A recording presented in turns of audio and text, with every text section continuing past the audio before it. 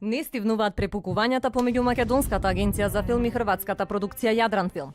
Од агенцијата денеска соопштуваат дека со судско решение повлекле 300.000 евра од сметката на хрватската продукција, како резултат на неисполнувањето на договорот за производство на играната серија Македонија.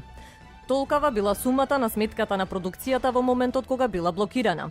Целосната сума која била исплатена на хрватскиот продуцент Винко Грубишик е 1.100.000 евра.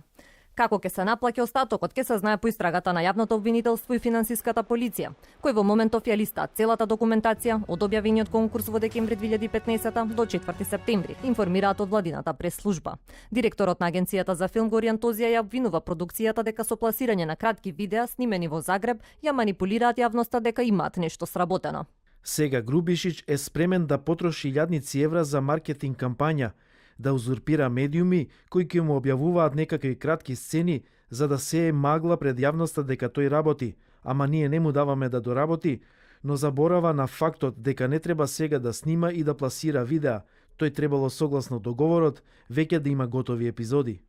Адвокатот на продукцијата пак во телефонска изјава за телевизија 24 вели дека повлекувањето на средствата било незаконско. Одлуката за раскинување на договорот ја донел самиот директор без согласност од управниот одбор. 300.000 евра кои биле на сметката биле наменети за снимање на историски делови од серијата.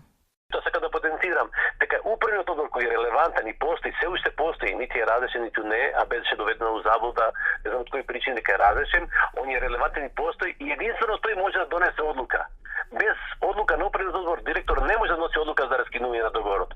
И поради таквата незаконита одлука настанете сите овие последици кои следат ова.